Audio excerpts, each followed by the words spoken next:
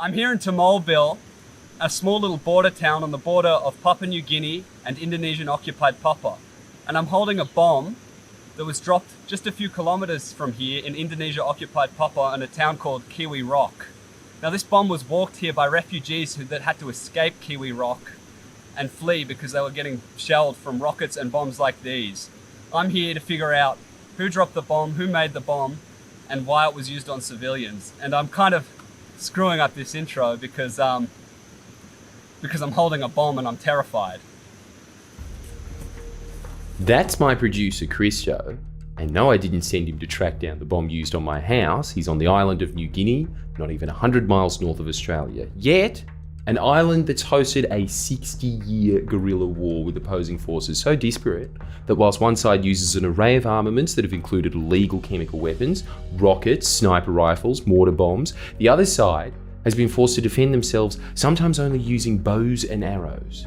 It's a war that few in the West have ever heard of, and it's likely that the few that do pay attention to it only do so because it's inconvenienced their profiteering in the region. Indonesia's occupation of West Papua. The island of New Guinea was one of the last places on Earth interfered with by outsiders, with most of the people in direct armed conflict with the Indonesian government only becoming aware of their occupation, and through this occupation the outside world, within the last few decades. How this occupation came to be and why it's tolerated by virtually every government on Earth is probably one of the worst stories of Cold War realpolitik expedience and betrayal of the 20th century. In 1828, the Dutch claimed the western half of the island of New Guinea, and it eventually became part of the Dutch East Indies, whilst the eastern half of the island was tossed between various colonial powers. In the 1940s, after a bloody war, Indonesia gained independence from the Dutch, yet the Dutch were still claiming the western half of the island of New Guinea. This was kind of a point of contention, as recently unshackled from their colonial masters, Indonesia had their own expansionist ambitions. Yet the Dutch were feigning concern for the indigenous Papuans on the island as a way of continuing their claim over the territory, a territory whose riches foreign forces were becoming increasingly aware of.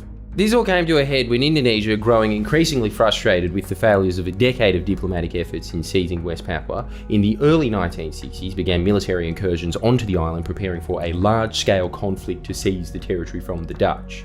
As this is happening, the Kennedy administration is growing increasingly concerned about Indonesian President Sukarno's ties with the Soviet Union and the prospect of a war between the Netherlands and Indonesia, which would serve to strengthen anti-Western forces within Indonesian politics. So the US forces the Dutch and Indonesians to the negotiation table, where they carve out what came to be known as the New York Agreement in 1962, basically an agreement that gave Indonesia West Papua, with the US government itself describing it as an almost total victory for Indonesia.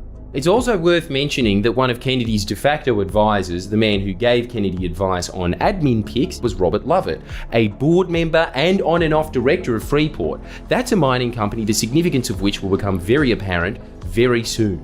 The New York Agreement stipulated that the UN would administer West Papua for a few years, then Indonesia, then an act of free choice to be held before 1969, which was meant to be a vote on Papuan independence. What this act of free choice actually came to be was Indonesia rounding up around 1,000 West Papuans, handpicked by the military, and under the threat of violence asking them, do you want West Papua to be independent or part of Indonesia? Also answer out loud. Also, we'd prefer if you read from this script. And that's how Indonesia, the largest Muslim country in the world, took control of West Papua, a Melanesian, predominantly Christian, and before that, animist region. You honestly couldn't find two more different cultures. This occupation has not been without resistance. The OPM, Organisasi Papua Merdeka, or Free Papua Movement, formed and has been fighting off Indonesian occupation since the beginning. It's not an even fight. As coming from traditional tribal societies, the OPM had to begin fighting one of the largest militaries in the world with poison arrows and spears. To even manage to survive this long is a testament to the skill of OPM fighters. In retaliation for suspected OPM movement, the Indonesian government will resort to widespread and indiscriminate attacks against entire villages. Just one particularly bloody example, in 1977 and 78, the Indonesian army conducted a massive bombing campaign over villages in the Balium Valley suspected of being sympathetic to the OPM, with the Asia Human Rights Commission estimating that at least 4,000 died, but that number's probably a lot higher. The report also found that they died not just from bombings, but also killed in live burials, locked in barrels filled with water, and other means that are too brutal to describe here. This massacre was carried out with Western backing, with Indonesia using Australian and American aircraft, and this is a pattern that you will see over and over again. Western governments and corporations not only giving tacit approval for Indonesia to carry out its atrocities against Papuans, but handing them the very guns they use to indiscriminately kill civilians. And in what is probably not a coincidence, Western companies have had the privilege of plundering the great natural resources on the island for the entirety of Indonesia's occupation, including but not limited to the Grasberg mine, the largest gold and copper mine in the world, run by Freeport, the company I mentioned earlier. This mine is located 4 kilometres from Puncak Jaya, the tallest mountain in Oceania, one of the largest equatorial glaciers on Earth. Just to give you an idea of how unique the natural environment is and how willing Western companies and the Indonesian government are to destroy it for a buck. Well, it's not just a buck. Up until recently, the mine was majority owned by American mining company Freeport, a company that continues to be one of Indonesia's largest taxpayers, accounting for a large plurality of Papua's GDP. But those riches really don't go to helping Papuans, as the provinces that make up West Papua, despite pumping out masses of mining revenue to the Indonesian treasury, consistently have the highest poverty rates in Indonesia. Well, to be fair on Indonesia, they are trying to address the issue, spending some of that mining money in Papua, mostly on bombs, rockets, sniper rifles and white phosphorus. If there's no Papuans, I guess there's no more Papuans in poverty. Whilst this has all been happening, the World Bank has funded massive transmigration programs, sending hundreds of thousands of Indonesians to work and live in West Papua, so much so that within half a century, the indigenous Papuans went from making up almost 100% of the population to around 50%. Indonesia will use any means necessary to quell any form of Papuan agency. Which brings me to this story. A story that is all too common in this war, yet a story that is never told as Indonesia benefits from thick jungle curtain and bans outside observers and journalists from venturing into West Papua. This is a story of a massacre of civilians, and the Western companies have profiteered from the bloodshed. Kiwirok is a small village situated in the Star Mountains, one of the most remote parts of Papua, right in the middle of the island, a dozen or so miles from the border with Papua New Guinea. Enclosed by dense rainforests and rugged mountains, the people from Kiwirok and the surrounding villages have limited contact with the outside world, and in fact some villagers hadn't had contact with Indonesia, the country supposedly laying claim to the land that they live on, until the 2000s. In September of 2021, Indonesian media begins reporting on violence at Kiwirok, alleging that the OPM, or as the Indonesian occupation prefers to call it, the KKB, translated to Armed Criminal Group, they're chiefly responsible. The media reports also claim that in the panic, 2 local health workers fell into a ravine, one being found dead and another being held by Lamex Command in the surrounding jungle for 12 days before being released. What happened next is extraordinary. The Indonesian army comes in. Through intermediaries, we hear reports of helicopters shooting rockets and drones dropping bombs on civilians' houses and food gardens. There's also accounts of snipers and men with M16s shooting civilians. Pictures emerge of the attack, and it becomes clear that a large aerial bombardment took place. The worst of these bombardments occurred on the 10th of October, almost a full month after the original bout of violence. We obtain images of unexploded bombs and the aftermath of the attack. Yet due to the isolation, it's almost impossible to get a clear idea of what exactly happened. So I sent Christo there to suss it out. He sets off and meets with Sebby Sambon, the spokesperson of the OPM and their military arm, West Papua National Liberation Army. Sebby is a very interesting man, whose life itself gives insight into the unusual nature of the conflict. Sebby grew up in the remote mountainous Pass Valley. His dad was a cannibal. He didn't even see an Indonesian until he went on a school trip at age 12. He studied fisheries in the city of Yogyakarta. He taught himself English from reading a dictionary and has spent multiple years and stints in prison for peaceful activism. Finally, like many other West Papuans, he escaped the Indonesian side of the island and took refuge in Papua New Guinea. Oh yeah, and Indonesian generals have recently asked Interpol to arrest Sebby. Christo made a video specifically about his time with Sebby and how he, as one man with limited access to electricity and internet, runs the communications of a guerrilla army operating in probably one of the most remote places on Earth. Oh, and it's probably important to note that as this was being filmed, further west in the Nduga Regency, the OPM had taken a New Zealand pilot hostage, and in response Indonesia was rolling out a massive military operation. So Sebby was in between showing Christo around and was negotiating that tense situation at the same time. Anyway, it's kind of hard to describe what happened there in third person, and I want to still be able to holiday in Bali, so I'll let Christo take it from here. I've spent some time living at Sebby's home documenting how he runs his operation. He's the man in charge of communications for a guerrilla army taking on one of the most brutal militaries on Earth. Do they ever shoot Indonesians with bows and arrows as well? Yeah? Yeah. And do they work? Then why they afraid? Sebby has a rather large collection of photos showing casualties, weapons, ruins, and general atrocities. But he's most interested in showing me this. These videos are from an OPM meeting near Kiwirok last December. There seems to be consistent accounts filtering out about what happened there, yet little is known about the number of victims and what occurred in the aftermath of the attack. It seems Sebby and other senior OPM figures are some of the only visitors the village has had that have investigated an aerial bombardment of civilians.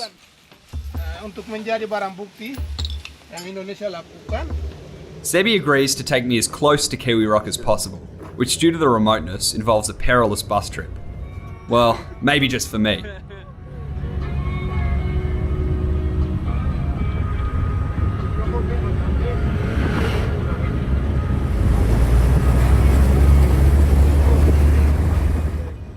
Chartering a single-engine missionary flight, we join Matthew, the Australian representative for PNG Trust, an advocacy organisation. The mountains we're flying over are some of the last frontiers for industrial society's advancing march.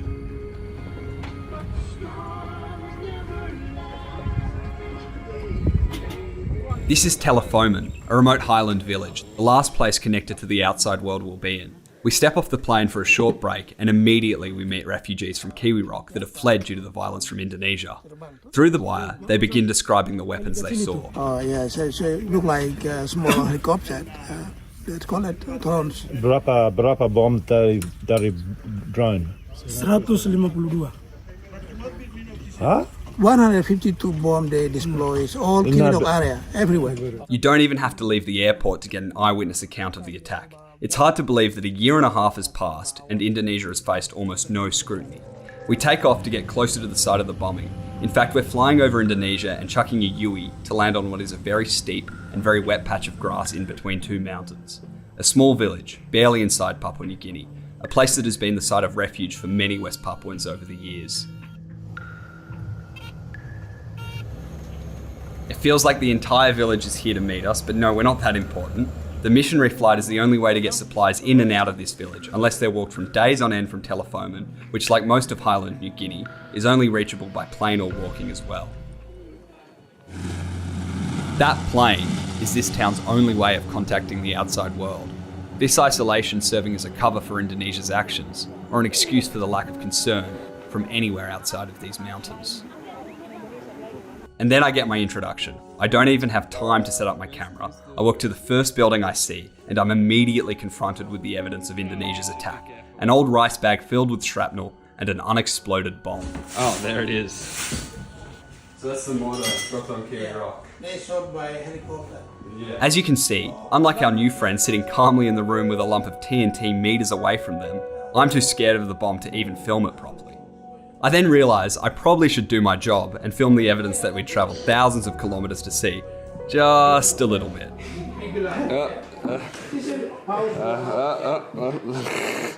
Checking out. No. Put him. Keep him separate. How big would the explosion be? Oh, I'm sure it would destroy everything in this room. We should probably put it very far away. Oh. Where do you want to put him, Sebby? This is metal, very heavy. Yeah, dynamite. And make big hole, as same I sent video to you. You remember that? Yeah. That big hole is this made. Yeah.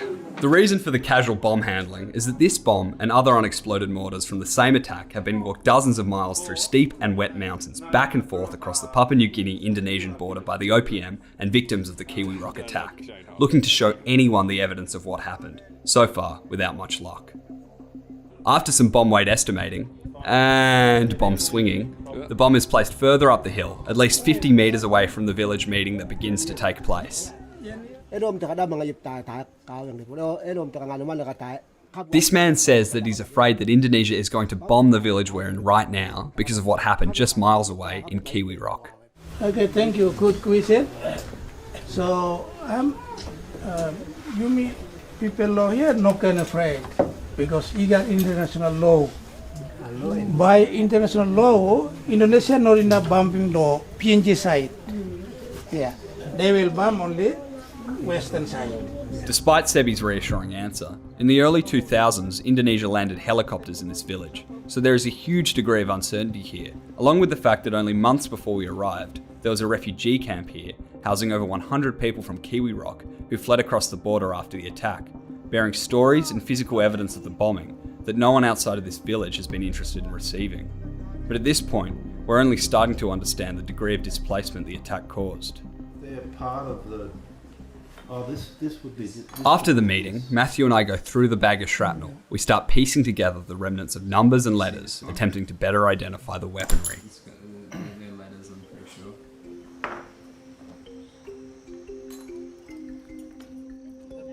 It's a pretty idyllic place. Strange to think villages just like this one were bombed, as they had the misfortune of being located a few miles away, west of the 141st meridian.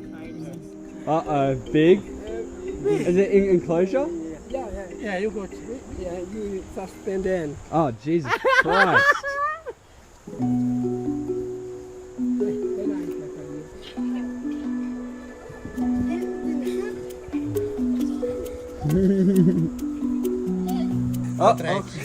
Come back. Castaway. Dangerous path. We come around here. No.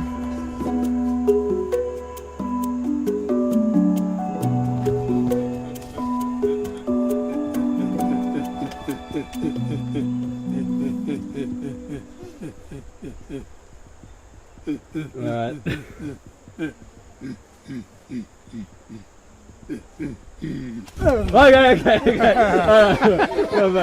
Alright. Come back from the Okay. We got that. No.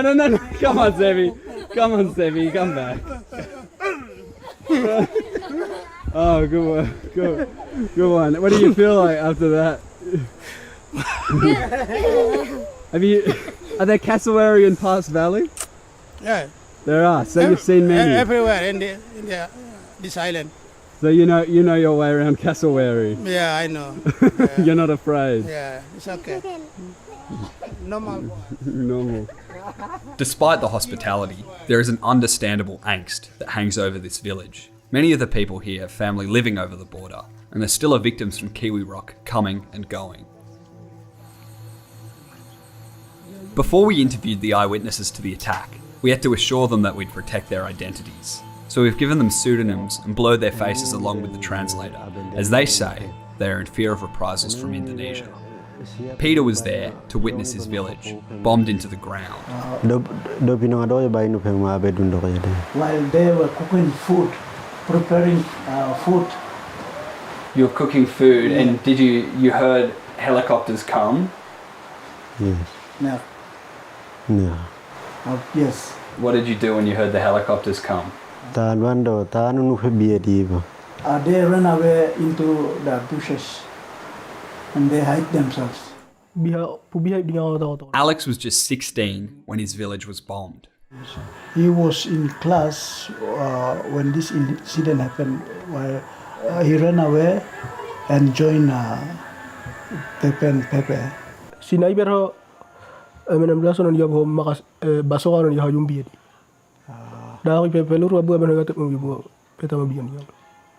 They use a bomb, sniper, M16. They all describe rockets shot from 4 or 5 helicopters, mortars being dropped from drones, and soldiers with M16s and sniper rifles terrorising villagers on the ground, forcing them to flee into the mountains to hide. Many of the soldiers were using a sniper and M16. Bombs were being dropped at the village, gardens are destroyed. Villages and gardens were destroyed. Yep. And what was dropping the bombs? How were the bombs being dropped? Some bombs were fired and dropped by drone. Drone. Yep. I asked the witnesses to draw the drones that dropped the mortars. The 2 witnesses that could independently came back with strikingly similar pictures. At first, I thought there was confusion and the witnesses were drawing helicopters, but they reassured me that these were small drones dropping mortars. This picture from 2021 shows an Indonesian soldier in Papua, seemingly from Brimob, the Mobile Brigade Corps, standing next to a drone model almost identical to what the witnesses drew. We've identified the drone pictured as a Xi'an Blowfish A3, a Chinese model that boasts of a swarm function, where 10 drones swarm a target in unison, utilising artificial intelligence to take off and attack a target with full autonomy. This is the very cutting edge of modern warfare. You wouldn't have much luck defending yourself from these with bows and arrows.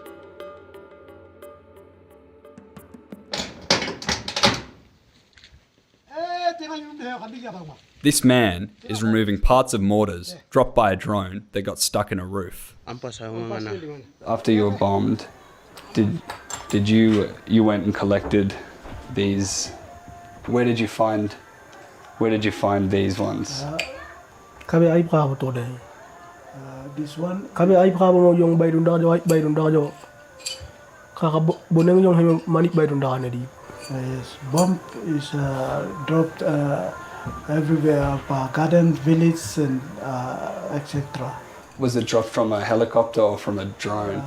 Kamera no pugay dep mina. Kang bay tayang. It's thrown from a drone. Drone. So this one's from a drone, goes down like that, and it's like the green one we saw yesterday, Yes. and then this one. Is this one come from a helicopter or? Yeah. Yes. Drone by that bihawadi. Kami heli bay tayo. This from helicopter. Heli tao de bay mo ta. Yes. Tubo ko tiyo. Were they shooting rockets at civilians? Tao No, piyaw no, di. no. No kan white tebon ka TPNPB. Kang bay no hamangin biir ya. Masarat bay ni bay yung biha ko diyo. Yes, Ingay ta ka ba? civilians. Civilians. Yes. We hear that those who couldn't run into the mountains to hide, mostly the young and the elderly, were the ones killed by the rockets and mortars. Bilha. Bilha was killed by bomb dropped. And who was Bilha? Nen ko tao. His sister's daughter, And how old was Bilha? 4 years. 4 years old. And where was Bilha when the bomb was dropped? Balam ding mo na tano no unitem na ate ko do. She cannot run away, so she's baby and she cannot run away. So while managing to run away, bomb dropped and killed. Killed her. Yep. Pe bay no di unip do hewo makot banay bi hiwa bay ni bom talo do ipeo. All people unable to run away into the bushes to hide themselves were bombed and killed. And killed. Yes. And they died from not being able to eat food? No, they were bombed. They were bombed. They were bombed. Those who didn't die in the attack still had to survive being dispossessed without food or shelter in the Star Mountains, a place thought to be one of the rainiest on Earth. This footage shows the journey to relative safety the residents of Kiwirok had to make. Uhita bay ni fong petaon he bay ni haymun. They were in the bush. They No, stayed no. in the bush till now. Till now. Yes. And did anybody die in the bush? Kawahin- 2000 hamam dendi. 200. 200 died Yeah, from starvation. from starvation and did any family members die from starvation? Maria ka bay bon tan di Maria dende. Adela dende o nena na dende. Dendi ba ya ne don mamina gini kia. His elder brother and his brother and his mother died In the bush. in the bush.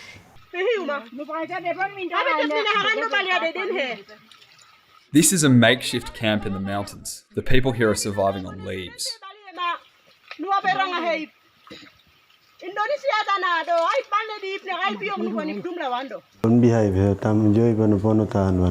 Continuous fight. Continuous. Now it's not safe for them to stay back in their village. Are they scared of Are they scared of that Indonesia will bomb them again? Yes. And that's why they're still in the mountains. Yes. It becomes apparent that everyone was forced to flee. Thousands of people hiding in the mountains till this very day. No one has returned, as the witnesses explain that since the attack, Kiwirok has been guarded by Indonesian snipers, with those attempting to return being shot at, and in some cases killed. In October last year, Alex's uncle attempted to return to Kiwirok to retrieve his pigs, and was spotted by a drone and then shot by a sniper from 100 metres away, with the Indonesian media triumphantly reporting this killing. Masyarakat ki kangwakan wan habek andib. He was a civilian. Civilian. Yes. And he was hit by a sniper. Yeah. Earlier this year, videos circulated by Indonesian media show snipers shooting across the valley at the track to enter Kiwirok. This footage even shows OPM commander Lamek Taplo explaining that locals found a makeshift booby trap, a model of stun grenade seen used by the Indonesian police, tied to a tripwire set up on the walk back from the mountains to Kiwirok. Some of the victims made it over the border to the small village we're in right now, and I'm shown the site of the makeshift refugee camp where 103 Papuans made their home for over a year. Sebby was here last year and saw the camp when it was still populated, but these people haven't returned to Kiwirok. They've found another site, somewhere in the mountains. Is this all stuff from refugees? Yeah. Mosquito net. What is it?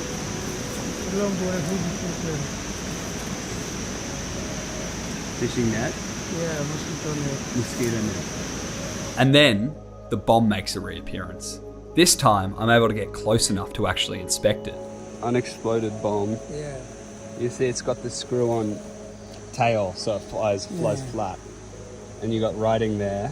Still, I'm very scared at how casually the local bomb squad are handling the weapon. Oh, no. It's okay, it's okay.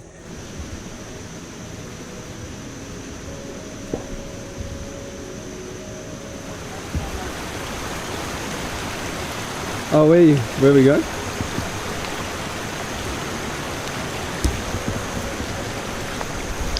You going to put the bomb away? Thank you very much. We also have a...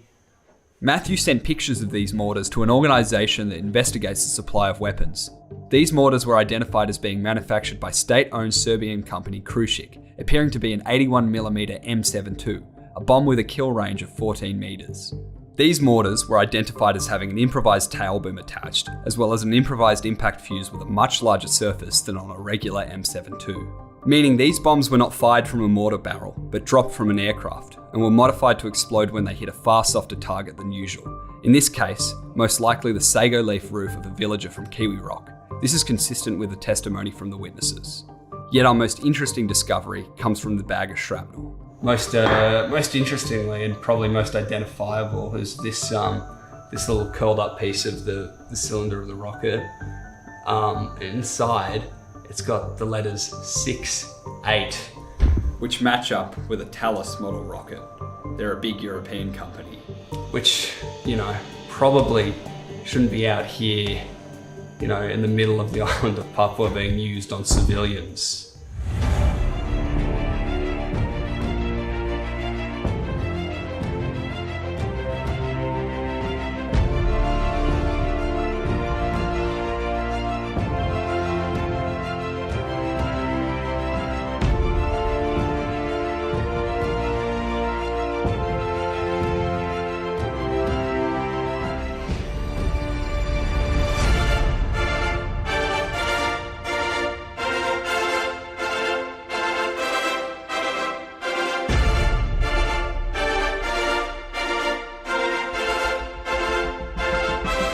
Stephen Loosely is the Deputy Chair of Thales Australia, the closest subsidiary of Thales to West Papua. But if we are arming them, how do we prevent these states that don't have robust institutions? How are we arming them, and to whom are we referring? I've got an example here.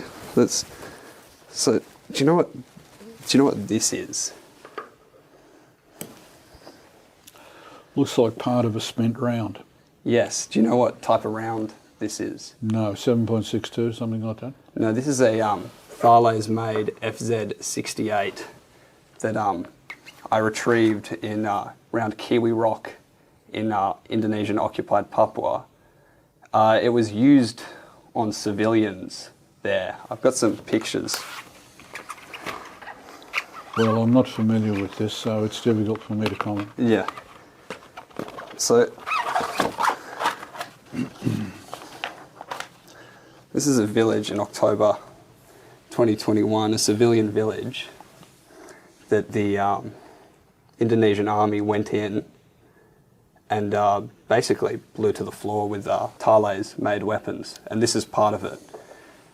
How are we ensuring that? Well, that's an assertion, but I am unaware of any of this. So it's something that you would need to be asking Indonesian authorities and the relevant Australian authorities. This is not something that has come through my wheelhouse. But aren't you not an executive director?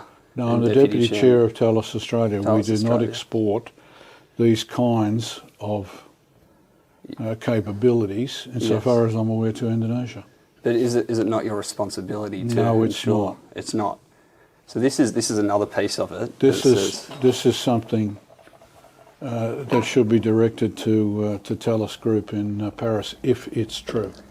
These pictures show the corpses of some of the victims of the Kiwirok attack. Papuans of all ages appear to have starved to death in the aftermath. A child, a middle-aged man, an older man. This woman appears to have been wounded in the attack, most likely from the shrapnel of a cruise ship or Thales explosive. A wound such as this is all but a death sentence when hiding in the mountains without access to medicine. This is the first time these images have been broadcast to the public. After almost 2 years since the attack, much of the evidence by now is likely to have faded, relegated to the memories of villagers who will eagerly tell anyone who comes here and speaks to them what happened. According to Jane's magazine, a military weekly, Thales licenses the design of the FZ-68 rocket to Indonesian Aerospace, an Indonesian weapons company, which then manufactures these rockets domestically. According to the same article, Indonesian Aerospace manufactures two types of warhead for the FZ-68, the FZ-32 Smoke for practice use, and the FZ-71 anti-personnel warhead. Professor Clinton Fernandez is a defence expert, a former Australian Army intelligence officer. He has studied the region extensively. What I'm holding here is a delivery device. It's not what kills. These are the fragments, or they appear to be the fragments, of an FZ-68 rocket that's about 1 meter in length. It weighs about 5 kilos. But on the head of the rocket is what's called a warhead, which is a 70 millimeter exploding shell, high explosives. That weighs about 4.3 kilos. It's got a length of 350 centimeters, very small. And this rocket will fly for about 6 to 7 kilometers from a helicopter. And then when it lands at the target, the warhead explodes. This rocket itself will spin at 21 rotations per second. And the reason for that is its ballistic stability. When it's fired from a helicopter, you want it to fly in a straight direction right on target. And so it spins. The spin stability is what delivers that. So that's what this rocket does. The warhead, on the other hand, is what you won't have samples of because it's already exploded. So the warhead is an FZ 70-71 rockets. These are the ones that attach to this particular rocket. And they are designed to explode into effective splinters of 8,000 splinters. So a rocket will splinter into 8,000 fragments around a radius of 21 meters. So basically 130 meter circumference circle. It's like steel rain coming at you. It's anything in that circle is going to die. Its lethality is why you have that rocket and that warhead. I'm taken to the grave of a young woman who died shortly after making it to the village. Who was buried here? Anita kahit dan. And how old was Anita? 37 years. Oh, died of starvation. Oh. Sickness. died of sickness. Unfortunately, this woman's story is not unique. Each witness was able to recount many people they knew dying of starvation or other illnesses brought on by the attack, so we asked them to prepare a list of names. What they came back with was staggering. They handed me a list of the names of 297 people who they claimed died as a result of this attack or incidents relating to the sustained military presence in Kiwirok. The witnesses claimed that hundreds more died, but these are just the names of the people they can remember. Yeah, how did Sambon die? They went to Oxyville town and then make a protest of this military attack in Kiwirok. And then they shot him. I organised to go through the list with some of the witnesses in order to clarify how some of the people died. Jerry Tablo is arrested by TNI and killed. And I got tortured as well. Yep, tortured. Tn Baki Kahip. He was shot in Kiwirok. And was he shot by a sniper or M16. M16? Yeah. And he was Peaceful demonstration. Marius Marius Tablo. Kamamigiyam. Yep. Captured and tortured in shot by gun. Shot by gun. He died of starvation. Obviously. M16. Masyarakat nga na nandi. Masyarakat ko. Tena ya kantung da ina weno kong She got 2 kids, so their kids were grabbed and killed, and she was shot by M16. The kids were killed? Yep. Kids were killed also. Are the kids on this list? Tena niya yung nakibolo. They don't know the kids' names. Yep. So they don't know the kids' names, Yep. but with 2 kids Yep. who were also killed Yep. in Kiwirok. Yep. Due to a lack of access, we're unable to properly verify the deaths on this list, but we did cross-reference them with a list of names of refugees from the OPM, and some of the names matched up. We spoke to Human Rights Monitor, an NGO conducting their own investigation through church groups into what happened at Kiwirok, and they came to the conclusion that around 60 people died. This report is yet to be released. According to the account from the local OPM that was accompanied by the photos of corpses and casualties shown earlier, as of 2023, at least 72 people had died. This report was also accompanied by these pictures of graves, and some of the names on the graves match the names of the witnesses we spoke to listed. Yet according to our sources, the mountain camps where people are hiding are scattered and isolated. As such, any accounts of deaths may be limited to a certain area.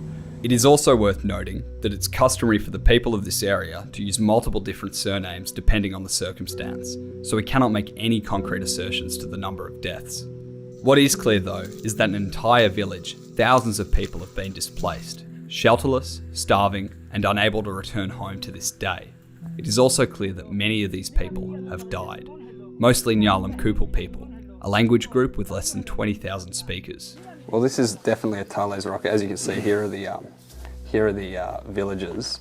This caused thousands of people in these villages to be displaced to go live in the mountains. Here's a picture of another Thales rocket in a different part of West Papua. This is from 2021.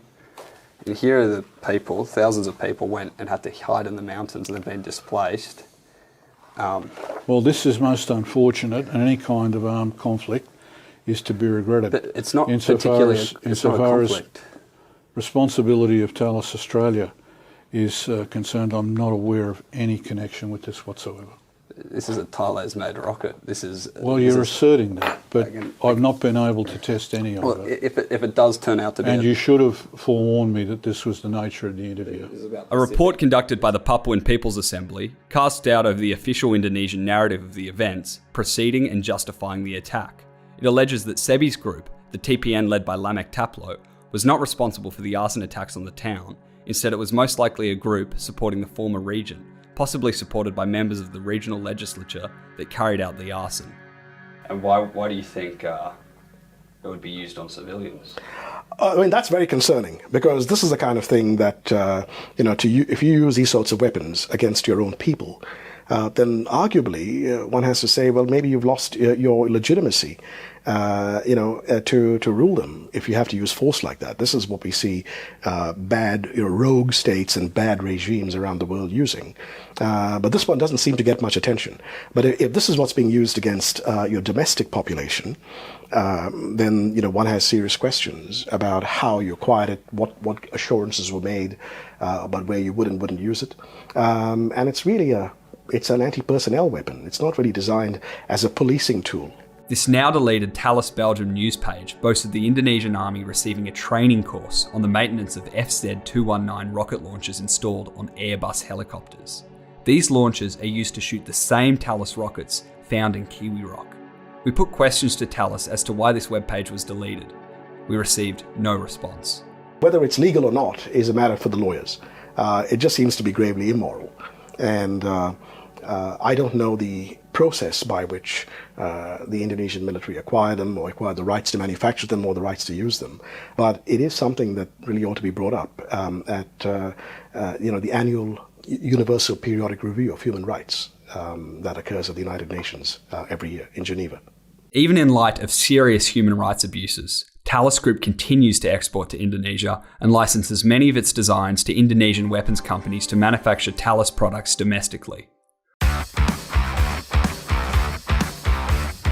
In recent years, Thales Australia has supplied Indonesia with Bushmasters, an infantry mobility vehicle, with former Defence Minister Peter Dutton gifting Indonesia 15 Bushmasters in 2021, with the Australian Army even training the Indonesian Army on how to operate these vehicles. In 2016, Indonesian weapons company Pindad struck a deal with Thales Australia to license the Bushmaster design and build their own model, modified for Indonesian requirements, ordering 50 of these vehicles. Bushmaster is a marvellous weapon for protecting people. That's what it's designed to do, protecting people. That's why it's been so successful in Ukraine, for example. It's why a number of other countries around the world have bought Bushmaster. It's why the Australian government continues to purchase Bushmaster. It's a very safe carrier, and it proved its worth not only with Australian forces, but with other friendly countries in Afghanistan, for example. So I am not going to have denigrate the Bushmaster. Please be clear on that. What is Indonesia using the Bushmasters for? So, some countries use them for police work. Some countries use them as part of their military. Some countries use them as part of their deployments elsewhere. It's a matter for the Indonesian government. Thales, however, observes the law.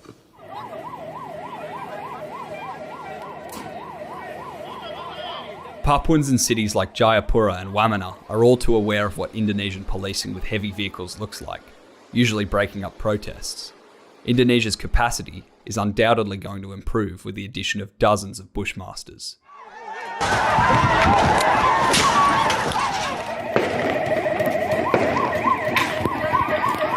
And when the Indonesian army are doing this, probably conveying military personnel in very rough country. Probably.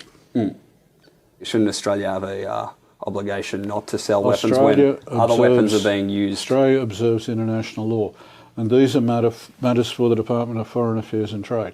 That's where you should be directing your questions. Okay, are we done? We put questions to the Australian Department of Foreign Affairs and Trade and the Department of Defence and received no response. So that's 297 people. They remember 297 people that died. Yeah, they remember. That's a lot. Do we have anything else? I would like your assurance that you'll make some representations. I've already said I will make inquiries. That's as far as I'm able to go. We spent weeks attempting to hold loosely to his word and get him to make the relevant inquiries, yet the only further contact we received was this text. Suggest you direct your inquiry to the Thales Australia Director Communications. Over the course of months, we sent multiple emails and made dozens of phone calls to the Communications Director of Thales Australia, Jasmine Hilliard, and received no response. We also put questions to the Belgian and French offices of Thales and received no response. No. Yes,